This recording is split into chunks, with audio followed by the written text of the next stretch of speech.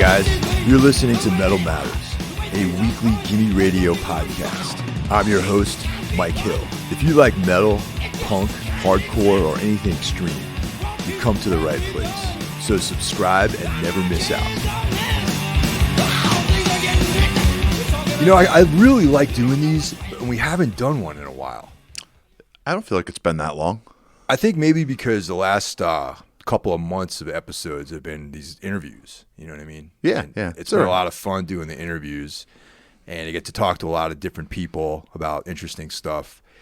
But I really like doing these kind of free-form discussion episodes too, where we get to philosophize about different records we dug and all that sort of stuff. I can't think of a better way to spend a Saturday afternoon. Yeah. Before we get going, I just want to shout out Steve. He gave us some clarification on the SOD episode, and he indicated that SOD Live at Budokan was actually in '92 at the Ritz when they played with Morbid Angel and Agnostic Front. Sounds like a pretty sick show, actually. Yeah, definitely. Today's episode is a sort of continuation of last week with Harley Flanagan, my interview with Harley. And that comes on the heels of Harley asserting his possession of the Cro Mags name. And if you listen to that episode, you'll see that Harley actually never always had control of the name.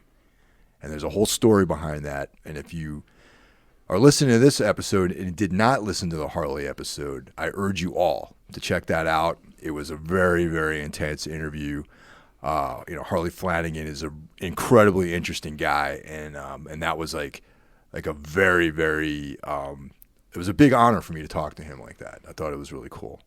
Yeah, man. And him taking control of the name also has had some new Cro Mags music. Yes. And the new Cro Mags is almost like a continuation of one of the records that we're going to talk about this evening. And before we get into this, let's definitely prop up the new Cro Mags.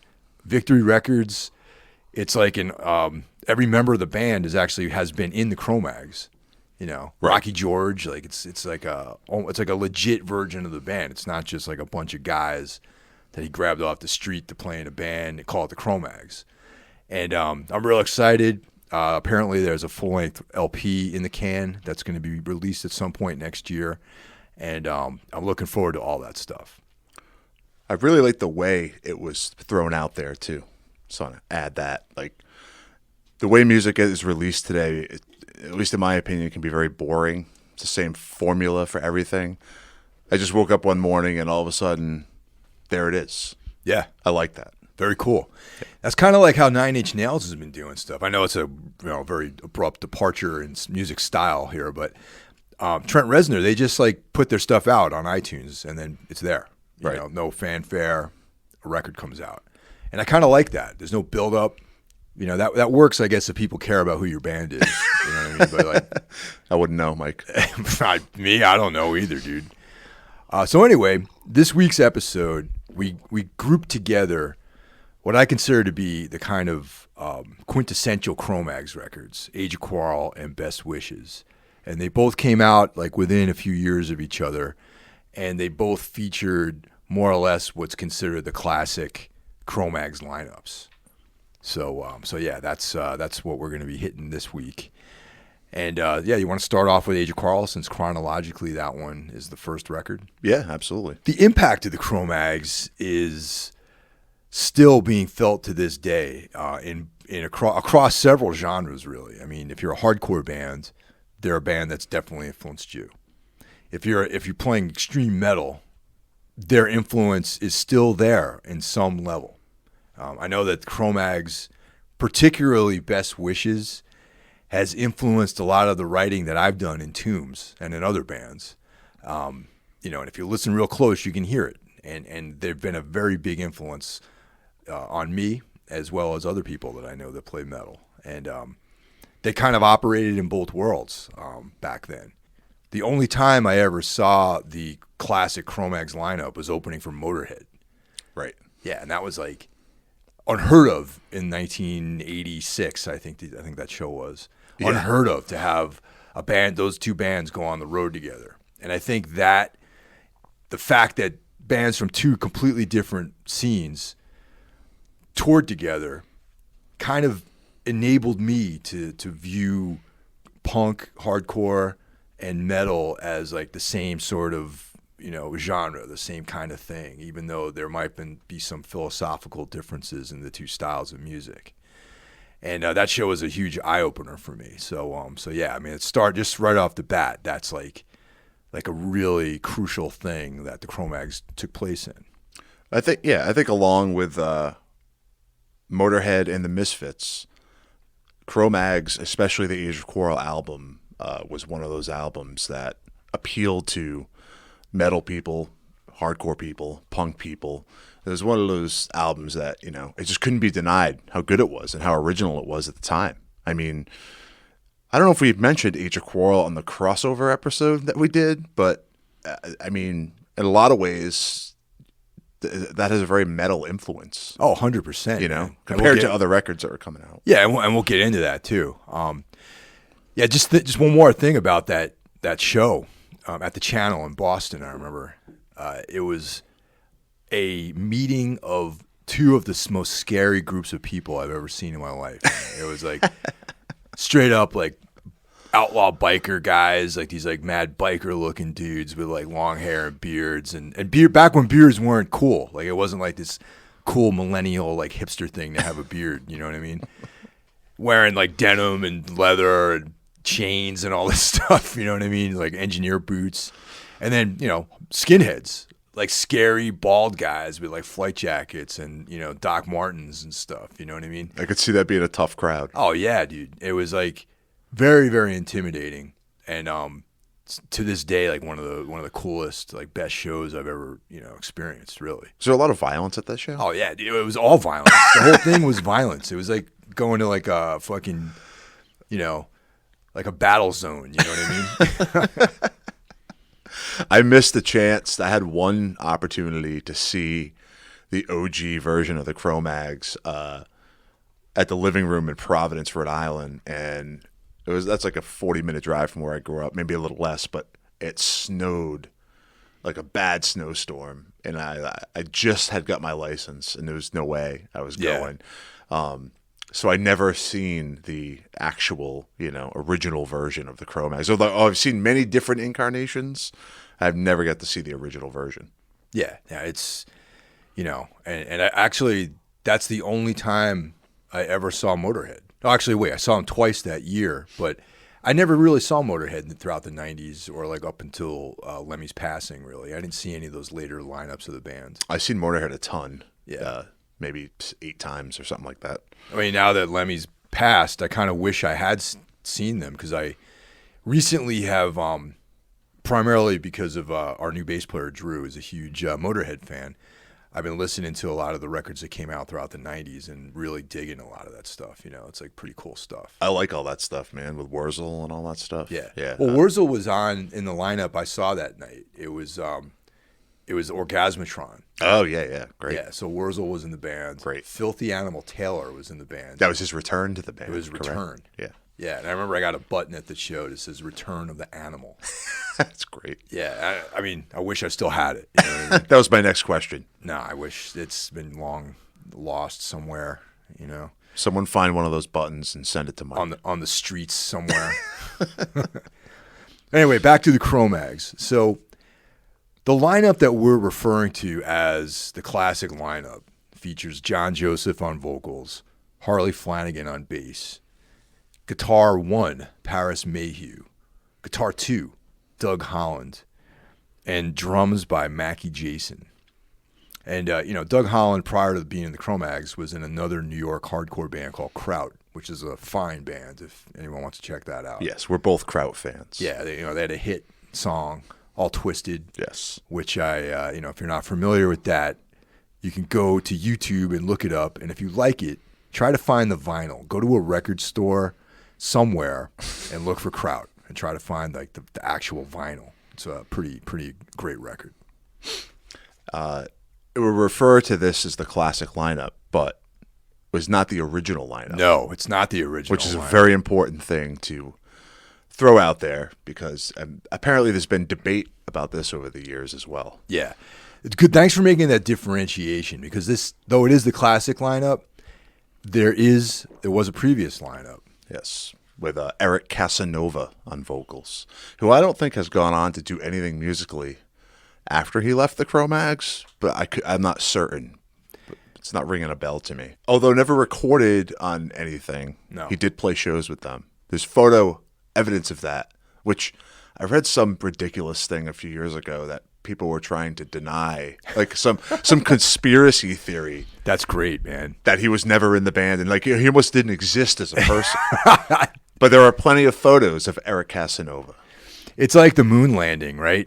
Where it's like people are right. saying that it was done on a soundstage, and like all these photos of Eric Casanova are doctored, created. It's like it's unbelievable. This is the blessing and a curse about tackling these records and the Cro Mags in general, is that it's so easy to get sidetracked with a million stories, anecdotes, and urban legends too. Right. So we're going to try to talk about the records a little bit, but so John Joseph and Harley both share writing credits for lyrics on this record. Okay. The record was recorded at East Side Sound, New York City, 1986, produced by Christopher Williamson, engineered by Steve Remote, which is kind of a sick name, really. Mixed by both Williamson and Remote, and assisted by Jamie Locke, a guy that I actually met in the 90s. Really? And I'll tell you about that. Okay. The back cover photo of the band was by Andrew Grossman, mastered at Aura Sonic Ltd. The record was released by Profile Records in the United States and Rock Hotel Records, September 1986. Profile was mostly known for releasing hip-hop and R&B, as well as a couple of other hardcore records. Right. But mostly they were like, like an R&B hip-hop kind of thing. Rock Hotel put out a ton of hardcore stuff, Discharge, Grave New World, the band Wargasm. Yes, thrash band. Yep. DOA, Leeway, the D.D. King 12-inch came out on Rock Hotel. I'm familiar with that. That's D.D. Ramone. D.D. Ramone had a short-lived hip-hop thing that was called D.D. King. I did not know that. There's a full-length record out there that I own, which is awesome. Interesting. Kind of. Right. That's debatable whether it's awesome. The program length is 33 minutes and 44 seconds, and it beats Slayer's Rain and Blood, which is only 28 minutes and 58 seconds. I'm a sucker for a short record, man. There's a lot to be said for that, man. And it seems longer because of the impact of the music, man. If you think of both of those records, Slayer's record isn't even a half an hour long, Rain and Blood. Yeah. And but there's a complete epic of fucking violence and depravity and evil like put out in that 24 minutes, man.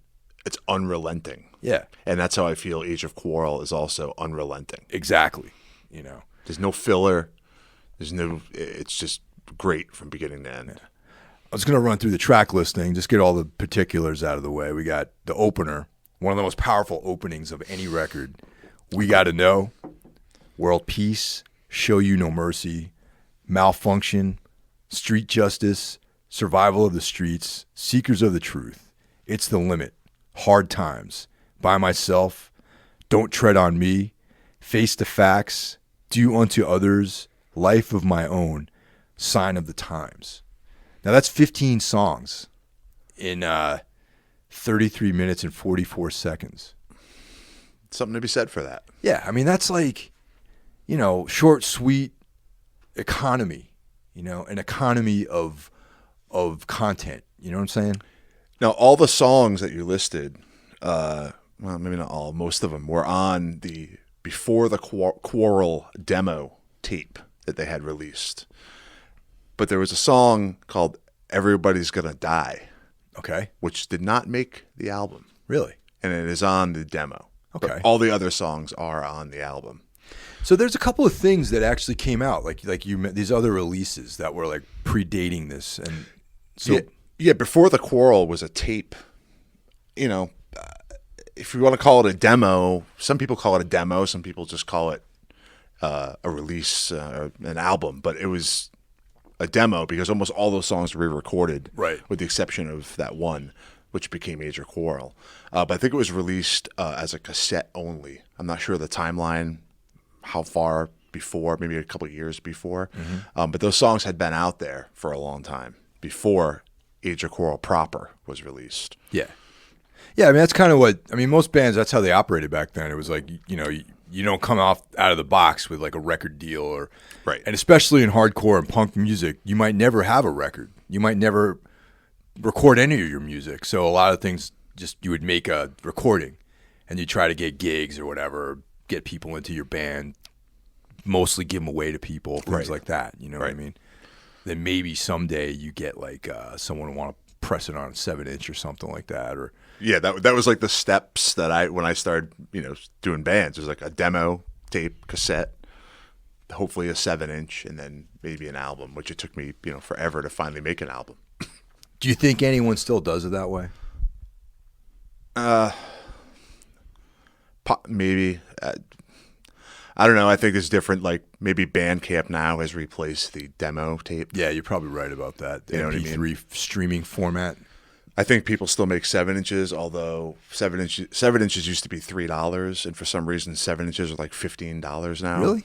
Yeah, 7-inches are like really Holy expensive shit, now. man. Like I see 7-inches anywhere from like on the low side of like $8 up to like $15, $16 for like a 2-song, 3-song 7-inch. So I don't know why it's so out of balance with the price range, but yeah, I mean, there's probably young people out there that still do it the same way. Cassettes are cool again in a lot of circles. I see cassette releases now, so Do you own a cassette player? I do. Really? Yeah, I own a double cassette player. I have one of those like pro ones, like those pro audio cassette double deck things that's in like a rack mounted kind of thing. That's what I got. Yeah. Yeah. Those are cool. Yeah. So I mean, I'd never want to not have that. No, me neither. I'm not. I say it's cool now because it is. It's just like the vinyl revival. I love vinyl. I'm not against cassettes. I think it's cool. I'm glad I have my player. Yeah, totally. So the impact of this band, I remember, when back in the 80s, there was punk rock music. There was the beginnings of hardcore. There was, AF, starting to hear about a lot of this stuff. And then the Cro Mags, when that record came out, it was like nothing I'd ever really heard before. Same here. And the only other record that hit me the same way was Black Coffee. Well, the song Black Coffee by Black Flag and Slip It In. Yep. Those two records to me were like the perfect sort of crossing of metal, particularly Black Sabbath and punk rock music, for lack of a better term. Yeah, man. Yeah. Especially We Gotta Know. That intro is like one of the heaviest intros I've ever heard. Me too. Like you said earlier, probably one of the best, if not the best, opening track on any record. Almost. I mean, it could be debated, but like, especially in that circle of hardcore, it's just like it automatically grabs you. And the other thing to keep in mind too is like musicianship wasn't really the norm. Like good musicianship in punk music and hardcore back in the old days really wasn't like stressed. There wasn't like bands were getting a new guitar player because he was like this sick guitarist or a sick drummer. Right. It was like, okay, this is our buddy, so he's going to play drums. This is a guy who's like part of the scene, so he's going to play drums for us. But the Cro Mags were one of the first bands in New York specifically that actually brought a level of competency to their playing. It's particularly Mackie Jason, you know what I mean, as being like an incredible drummer that was playing this style of music.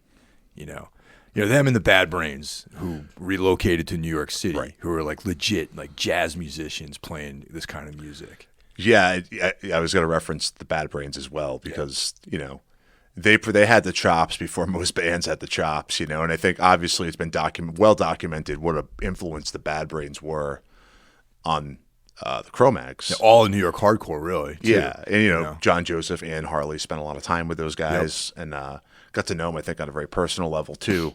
And I mean, the rhythm section of the Cro Mags and the rhythm section of the Bad Brains are just not to be fucked with. Yeah, totally. I mean, frankly, the Cro Mags are great, but the Bad Brains are just on another hyper level above anyone playing this style of music, really. Right. You know? Right. But I think Age of Quarrel, when that came out, man, that was a game changer. For a lot of people who were like, okay, we need to make some changes here. Yeah. you know? And it was a record, like, once again, referencing our crossover episode that came out last year, which actually a lot of people, it's funny that we always go back to that. It's like, we do reference that a lot. It's like there seems to be this overarching theme with a lot of the, episodes afterwards where we end up talking about the crossover episode. Right. So if you haven't listened to that one yet, check it out. Cro Mags were one of those bands, though, that metalheads started checking out. Yes. Like metalheads that were in the more extreme side of things. You know what I mean? That were like listening to Metallica, they were listening to Testament, and Slayer. That record, because I do remember when I was a kid in high school, like straight up metalheads didn't want anything to do with punk. They kind of thought it was silly. We're both old enough to remember those things. Like they were just like, oh, that's kind of silly shit. Those guys can't play. They don't shred guitar solos. There's like, it's too slow or whatever. Right. You know what I mean? Like no one was like, no one took it seriously in the metal world. And I always loved metal. I got into metal first before I started listening to punk. And deep down in my heart, I still loved Judas Priest and all that stuff. Even when I was into the early punk stuff, when I was a kid trying to like find my like identity in that world and, socially related more to that, outsider like kind of mentality. On some level, I always was like, yeah, these dudes are kind of right, man. It's like stuff's cool. Like the Ramones are cool and the Misfits are cool and Sam Hain and all that stuff. But it's like, they don't play as well as like, Metallica. Right. You know what I mean?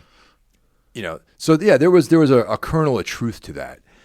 But the Cro Mags were one of the bands, though, that metalheads started taking seriously because they were fucking intense musicians. Yeah, absolutely. I don't think it hurt that Motorhead took them out on that tour. Yeah, totally. And they could hold their own. Like you said, they got up there and they played. They weren't fucking around, And then also the opening track, We Gotta Know, that got a lot of airplay on MTV. Yes. On 120 Minutes and then later on Headbangers Ball. Yeah. And there was no videos like that. Nope. People stage diving, going crazy, moshing, like that shit, like a newsflash. Nirvana didn't invent that. Oh yeah. I forgot about Nirvana. Yeah. So I think, it was the total package, man. And I think that's why it appealed. Motorhead took them out. I think Motorhead fans ended up respecting in a time when it was hard to earn that respect. Like there was a quote from Lemmy in the Lemmy documentaries where he says, I remember a time before rock and roll, which is pretty insane. But me and you were old enough where we remember a time before punk and metal like tolerated each other. Yeah, totally. Right? It was two completely different things. And when you think about that now, it's almost insane to think that. It's funny, we talk about this a lot, actually. You know what I mean? That's because we're old. Yeah, we're old, and we talk about it. But that video also, I saw that video prior to that tour. Okay, I remember I was still living with my parents. I was like maybe a senior in high school. And I saw that video. It was either on 120 Minutes or Headbangers Ball because it got airplay on both. And I saw that there were like long hairs in the video. There was like a long-haired dude with a Cro Mags shirt on. Right. And I was like, huh. I'm like, all right, what are Cro Mags? Are they a metal band? Are they a heart? And that age, you need to classify things like that way. You know what I mean? Right. You need to organize this stuff in your brain so that you can understand. So that you didn't want to fuck up and be like, yeah, I like metal, man. I'm into the Dead Kennedys or something like that. And then people laugh at you or whatever, make fun that you don't know what the fuck you're talking about. These were real problems. Yeah, these are like real concerns at the time, man. So when I saw that in the video, it kind of fucked with me a little bit, and I was like, okay, this is like, what's the story? You know what I mean? Right. So, that, and I guess when I went to a few months later when that show happened, it was like, I was like, this is what the deal is. That they're just their own thing. Right. They're a hardcore band, but they can go out there and fucking play with anyone, basically. Yeah. In a time where you couldn't do it. No. You couldn't take, like, I don't know, you name a band from that era and put them on stage with, like, Motorhead or, like, Slayer or something. I'm going to name a band that I'm actually a fan of, Youth of Today. Yeah, you couldn't put them with Motorhead. No way. You fucking kidding me, man? No, no way. Those guys could barely play their fucking instruments, right. man. No disrespect to Youth of Today. They were an important band and an intense band, but it was apples and oranges. Yeah, or Bold. Yeah. A band like that. You No couldn't way. put them on tour with Motorhead.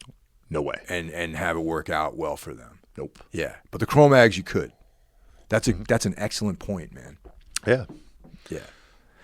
And the other thing that I was never interested in being a Krishna. However, even then I was interested in all this, like, esoteric shit and the connection that they had with, like, this, like, Hindu sort of philosophy. The Age of Quarrel, Kali Yuga, that kind of stuff. Right. I thought was, like, a very interesting thing about the band that made me, like, curious about them, and that crossover of Hare Krishna and skinheads, which seemed fucking insane to me that those two worlds would ever meet, man. Yeah, it seemed like almost impossible. It just doesn't make sense. You Yeah. know what I mean? Doesn't make sense. Doesn't make sense at all. So they were a curious band to me, and the music delivered, and there was this mythology about the band, like these intense street guys, the songs, these, like, macabre tales of life on the streets and the struggle and all this kind of stuff, and Right. and throughout all of that, this, like, attempt to find some kind of spiritual meaning to everything. And I think that really is, like, the kind of message in, like, the early Cro Mags stuff. Yeah, it was definitely unique. I remember getting the record, buying the vinyl, coming home and listening to it, and I pulled out the lyric sheet and read every lyric to every song, along with the music as it played. And I remember it was really hard to do because the original version of that record, or the one I had, which I think was an original version, the dust sleeve was like a bright red, like orange, and all the lyrics were handwritten in white. Mm-hmm. So even at that young age, when my eyes work better than they do now, I still had a really hard time. Yeah. But I was so captivated by it, like I couldn't put it down.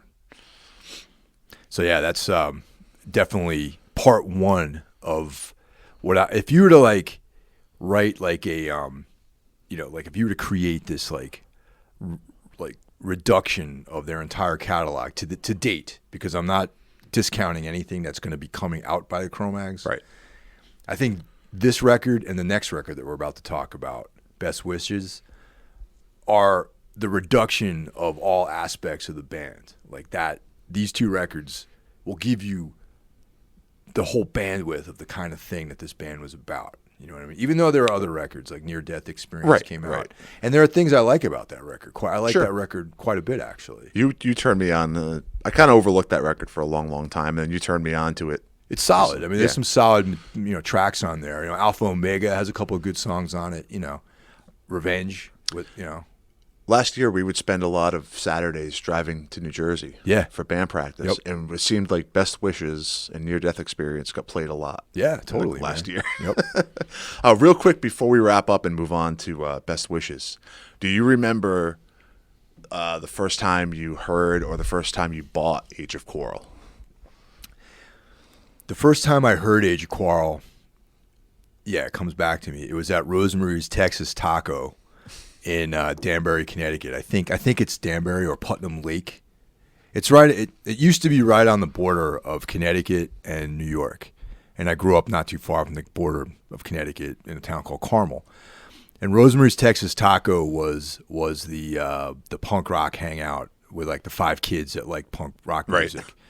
And I remember one summer, someone laying that record on me there, and I was like, and I was like, whoa.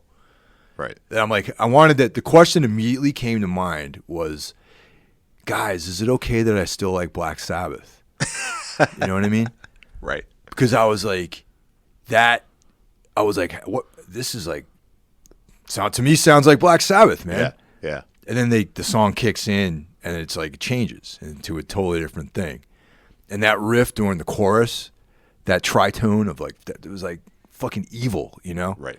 And a lot of punk and hardcore from that era wasn't evil really. No, definitely not. You know what I mean? It was fast and it had a lot of aggression and energy. Yeah, it was aggressive but not necessarily angry. Yeah. But there was no evil riffs in there. Evil, you know, right. There was no evil riffs. And that's what I think the Cro Mags brought, like that minor sounding evilness to hardcore music. So you heard it before you actually purchased it? Oh yeah. I mean, I purchased very few records when I was in high school, just because I didn't really have any money, and I would, So I had the early records that I bought were like Ramones albums, Black Flag, and some hard rock albums. But when it came to punk rock music, I had to wait till somebody brought me to Trash American Style to buy punk records. Right. And then there was a record store in Carmel that was called the Book and Record Store, which I've talked about before. Yeah. And they were good for hard rock. They were good for thrash. They were good for Motorhead records, Ramones albums. But this kind of stuff, they just didn't have it there. Yeah, no hardcore and punk. Yeah. It wasn't until I went to college that I purchased Age of Quarrel at, I forgot the name of the record store. Nuggets. No, it wasn't called Nuggets. There used to be a record store on Second Coming? No, definitely not that one. It was like on Commonwealth Avenue, out by the Paradise. In Your Ear. In Your Ear. Yeah. It's still there. Okay, it's still there? Yeah, downstairs. Great. Excellent. Yeah, it's still there. And that's where I bought it. Yeah.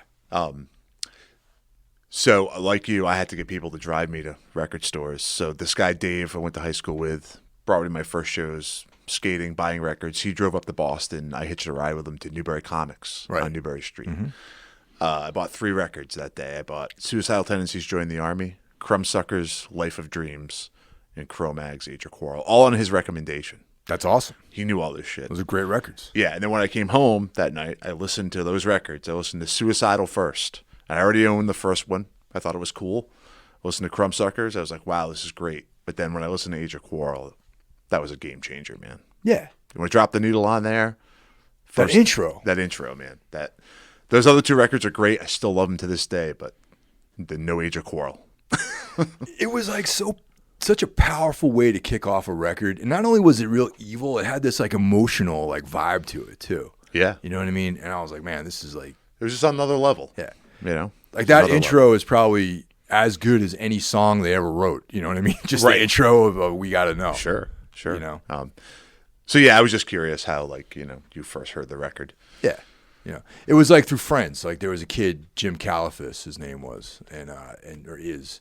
He was a couple of years older than us, and like he was the go-to guy for punk music. Like he knew about all the bands. He was going to CBs and taking the Metro North into the city, the big bad city in the 80s, and like creeping around the Lower East Side and finding them out about gathering intel about all these exciting, mysterious bands and stuff like that.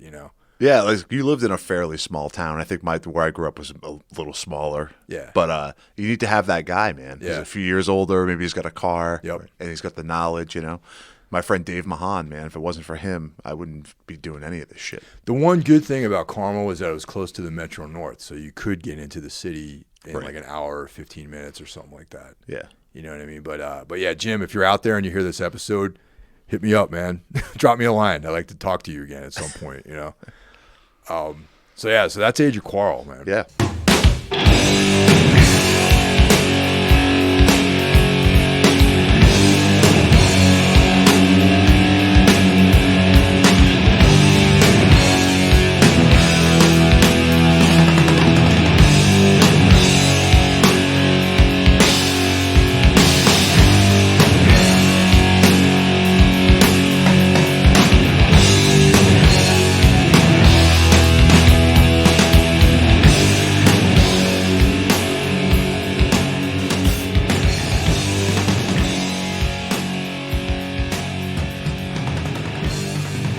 Next up, John Joseph leaves the band. Mackie Jason leaves the band. And then we have another lineup for another record called Best Wishes, which came out 1989. So this lineup, it's reduced from having a sole frontman, where Harley Flanagan takes over vocal duties and bass duties. We still have Paris Mayhew and Doug Holland on guitar. And then we have the drummer to replace Mackey was Pete Hines, who used to play in Murphy's Law. Yep. And Pete, he went on, after the Cro Mags, he went on to play in this band called Alloy from Boston. I don't know if you remember them. I do. I like Alloy with Vic Bondi. Vic Bondi, ex-Articles of Faith. Yep. Then he went on to play in a band called Handsome. I forgot he was in it. That's like a quote-unquote super group. Yes. Of that featured Pete Menghetti of Helmet. Yep. The original, the guy who played on Meantime. Yep. Tom Capone, everyone Quicksand. knows him. Yep. And it was a super group. I seen Handsome. I did too, actually. Yeah. Who did they play with when you saw them? They headlined a show, the Tune In New Haven. How was it? They were good, man. I don't love that record. Friends of mine love that record. It was solid, man. I liked Quicksand better. I liked Helmet better. I liked all the other bands they were in better, but I thought it was cool. And Pete Hines played in that band. Yeah. But before he was in Handsome, he played in this Cro Mags, version of the band. Okay, and which is a fine, powerful version of the band. So Best Wishes was recorded at Normandy Sound in Warren, Rhode Island in 1988-89. And Normandy Sound was at that time was a studio that it was like a go-to studio for a lot of bands. Like Leeway recorded there. Yep. Tons of bands. Yeah. Marky Judge. Mark and the Funky Bunch recorded there. They did. Judge, Sick of It All. Super Touch recorded their album there. Yeah. Yeah, that was like for a while it was that was go-to. like a spot to go and record hardcore records at. Yeah. As well as like Marky Mark and the Funky Bunch. Produced once again by Christopher Williamson. Engineered by Tom Soares. Mixed by Williamson and Soares and a guy Robert Windsor.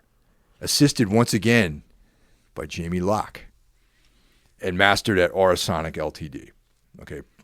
Released by Profile in 1989. And as I mentioned before, Profile focused primarily on hip-hop and R&B music. The length of the record is 33 minutes and 9 seconds. I love it. Yeah. Track listing, we got Death Camps, Days of Confusion, The Only One, Down But Not Out, Crush the Demoniac, Fugitive, Then and Now, final track, Age of Quarrel. The album cover features the demon personality of Kali. Right now, for any of you guys out there who know about Hindu philosophy or the Hindu religion, there's Kali, the goddess Kali Ma, which is a different entity, and then there's Kali. They talk about the Age of Quarrel, Kali Yuga, the fourth age of 4 ages in human existence, typified by the diminishing of mankind. So these two records kind of dealt with that theme in the final days of humanity, and I don't know. I always thought that stuff was cool. It was interesting how they kind of interwove that philosophy into those records, and then have songs like "Survival of the Streets." But actually, if you think about the actual Age of Quarrel, it actually makes a lot of sense, really. Like I didn't think at the time. I was like, yeah, true. But it's like, man against man. People, people hurting each other, focusing on the more baser aspects of human existence. Like those are all things that were typified by Kali Yuga, and that the fact that these records had to do with street justice and violence and all played into that philosophical bent of these two, that sort of thing. So, later now, at the time, they were just sick records. But now, I think back on it, I'm like, yeah, it's actually kind of cool, Well, speaking of content, lyrical content and meaning and stuff surrounding the early Cro Mags records, the first track on Best Wishes, Death Camps, it's an animal rights song. Yeah. That was another philosophy that they embraced. Maybe not everybody in the band, right? But the songwriters in the band. Yeah, because both, I think, Harley and John Joseph are still to this day vegetarians or vegans, even in some cases. I don't know. Right. Which is another interesting concept when you look back at the life, quote unquote, life of the streets that those guys led. to embrace a vegetarian lifestyle was probably tough for them a lot of the time. Yeah, totally. You know what I mean? It's interesting you bring that up, and also the sort of infiltration of the Krishna consciousness into New York hardcore. If you in the 80s, there was a lot of Krishna temples in the city, and you could go there and get free meals, and they offered like yoga and all this other literature, Right. And a lot of like hardcore types were basically street kids at some point. Not all of them were. A lot of them lived in Jersey and Long Island with their families, or Connecticut. Yeah. But there was like some, the OG guys were like living, kind of hand to mouth. So the Krishna consciousness thing was like, hey, let's get some free food. And the Krishnas had their own hustle in the 80s. You know what I mean? And it's like, so that's how a lot of those kids got pulled into that. Right. 108 and, we were later, obviously, but they're like a Krishna band, Shelter. Shelter. But I feel like the Cro Mags were, it was they weren't walking around in robes. You know what I mean? No, they didn't take it that far. Yeah, and then, but the philosophical elements of it crept into their music in a way that I thought was like more accessible to like guys like me who aren't into religions or anti-religion. Like you and I probably are both anti-religion. You know what I mean? I am. Yeah, yes. Totally, And you mentioned Shelter, and I saw Shelter one time. They all had fucking these like Krishna get-ups on, and like they're selling literature or giving away literature or whatever, and like Ray Capo was like talking about like, how everyone's dogs because you embrace like your fucking sexuality and shit like that. Right. And I was just like, you guys are fucking idiots, man. Like, this is like, you're on some brainwashed shit that I just can't relate to, man. Yeah, man. I'm not down with religion. No matter what angle you're throwing at me. Yeah. I'm not down with it. Yeah. And like both John Joseph and Harley have books out that if you guys are interested in getting into the because there's many different versions of the story of these two albums and the band and the lineups and who did what and what happened to who and all these other things. Yeah, we're not going down that road today. If you're interested in that aspect of it, they both have books out. John Joseph has Evolution of a Cro Mag, which is like a very poorly edited. I mean, I feel like he basically just talked into a tape recorder and somebody transcribed it into a book. You know what I mean? And then there's Harley's book, which came out on Feral House, which is an awesome publishing company. Yeah, amazing.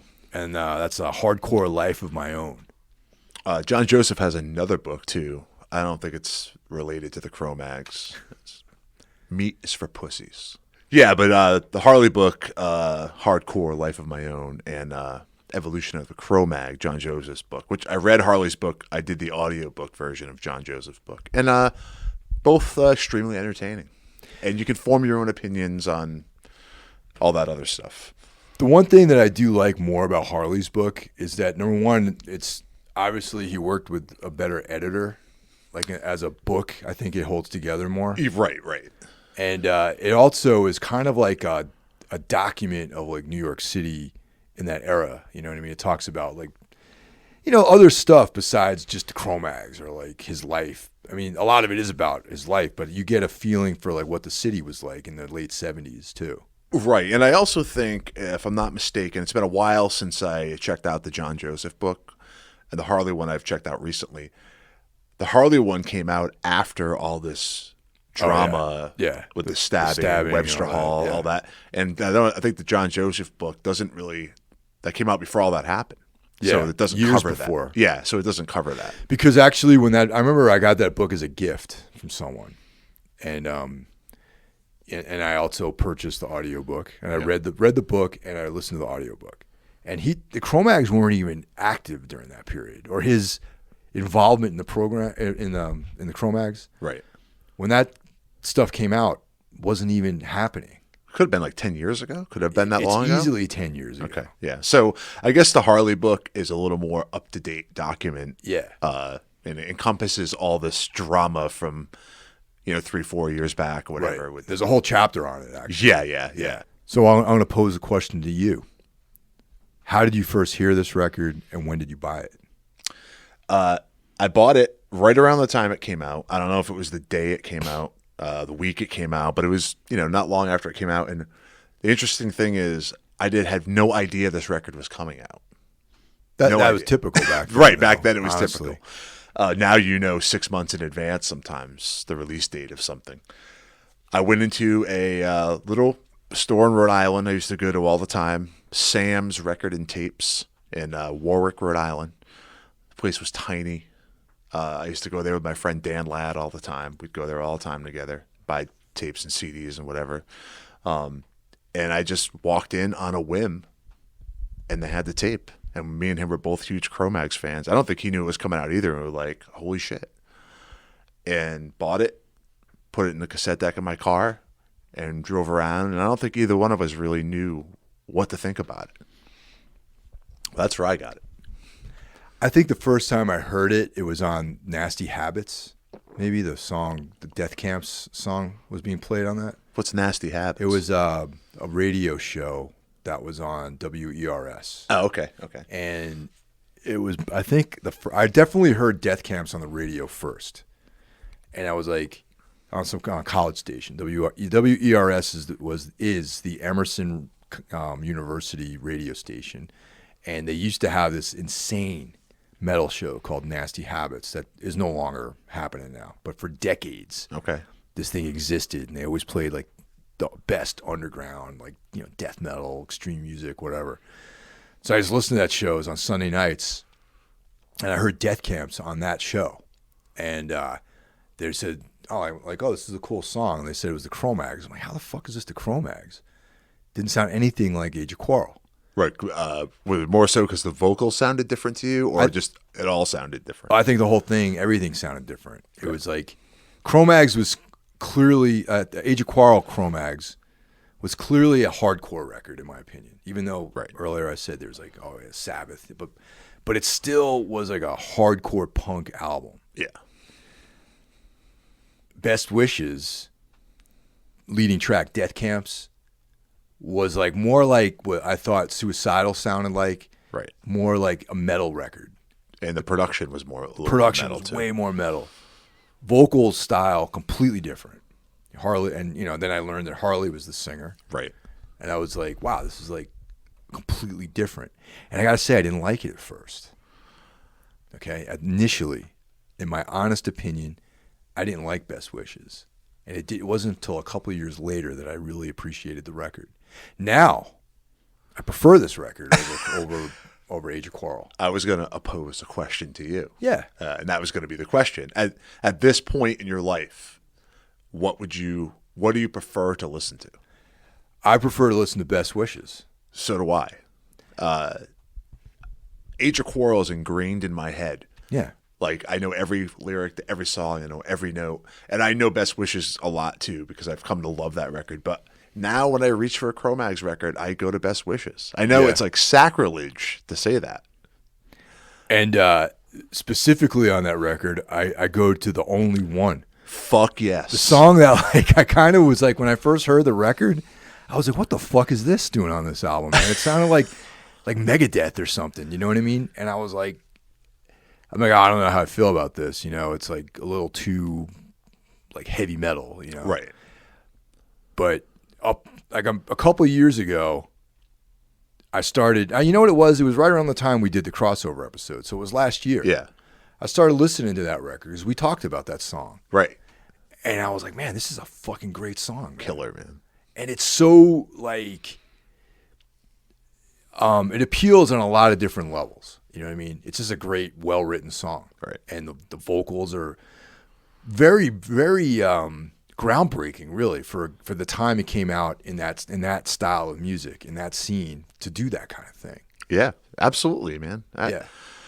I was fully entrenched in the hardcore world when that record came out. I was a big fan of a lot of stuff on Revelation and that kind of stuff when Best Wishes came out. And I can't remember if my first reaction, I didn't hate it. No. But I also was like, oh, this is an Age of Quarrel. Where it took you a couple of years, I think it took me more of a couple. I would keep going back to it. Yeah. Like, you know what I mean? I'd be like, I'm not really into this. And then a week later, I'd pull it out again. And eventually it just sucked me in. And by the time they toured for that record, I loved it. Yeah. Yeah, I was all about it. And their whole thing was metal. It was like this. They were like a metal band at that point. They were trying to, Yeah. like long hair, leather jackets. Yeah, Harley. When I seen him, Harley had long hair, leather vest, no shirt on. Yeah. I mean, his whole attack, he was like a metal front man. Like, it was great. I loved it. But I wasn't really at that time in my life. I wasn't listening to a lot of metal. I was listening to more hardcore, and that record I feel like played a part in kind of pulling me back into getting back into metal. Not that I was ever not into it, but you know what I mean? It's like at that point I had kind of like in the late 80s, early 90s, I kind of stopped listening to hardcore. I was more into like death metal and like stuff like Prong and things like that. And I was getting into like the AMREP stuff, like Helmet and all that. Yep. And I kind of like was like hardcore, whatever. And then this record came out. It was like it piqued my interest, but initially not enough to really jump deep into it. Right. But then they re-released it. Another Planet re-released the double disc. Yes. And that's when I kind of got into it a little bit. And remastered by the master of disaster, Alan Duchess. I was going to bring that up. Yeah, man. The man. Yeah. The myth, the legend, Alan Duchess, the king of extreme music mastering.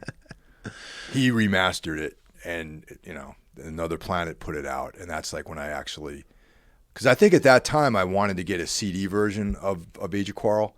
And you can only find it on that disc. And that wasn't even in print for that long. No, it wasn't. It was came like and went. in and out. Because they did a Leeway one, They too. did a Leeway one, a Warzone one. Warzone, Murphy's Law. Yeah.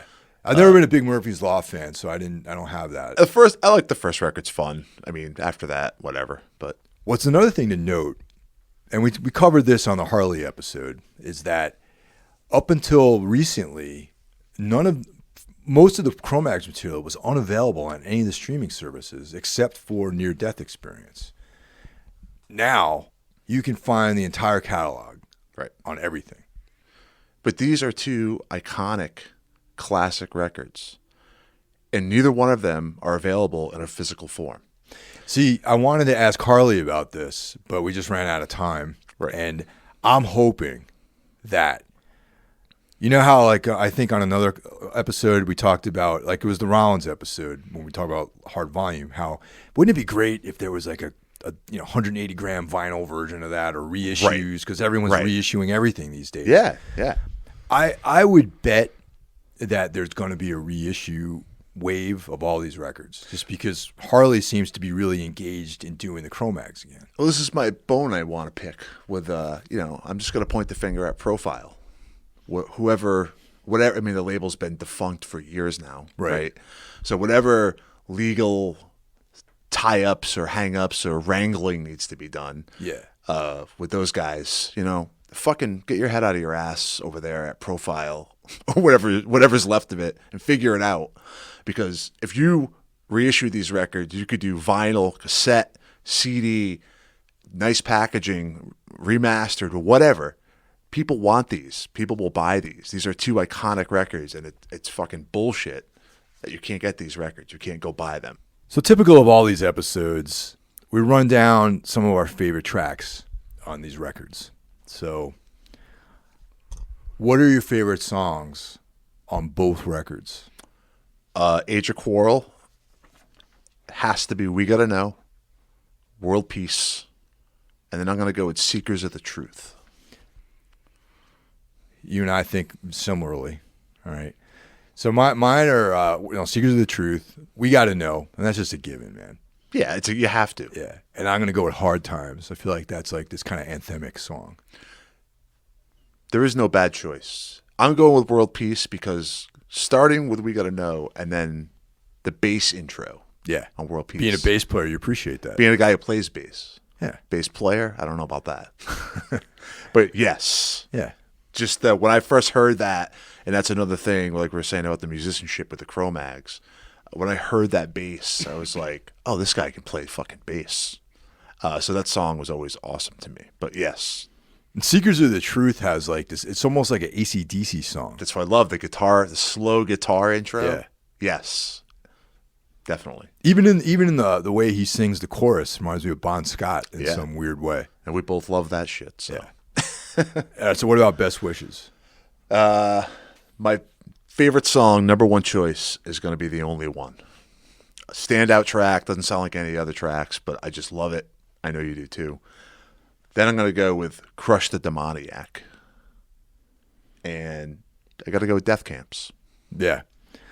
For me, it's the first three tracks. Death Camps, Days of Confusion, and The Only One. Those two right there, those three right there are like, so fucking powerful, man. I agree. And once again, both of these records to me don't have a bad track.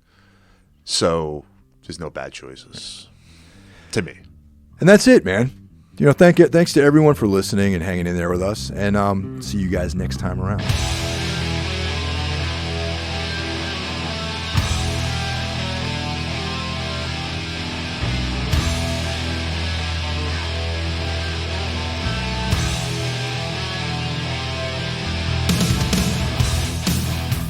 Well, that's it for this week's episode of Metal Matters, a Gimme Radio weekly podcast. Tune in next week and see what we have in store for you. The show is available on all streaming platforms, Apple Podcasts, iTunes, Spotify, etc. Also, be sure to check out Gimme Radio, streaming on the web, iOS, or Android, for one of the best metal communities, exclusive merch, interviews with artists, and so much more. I'll catch you guys next week. Take care.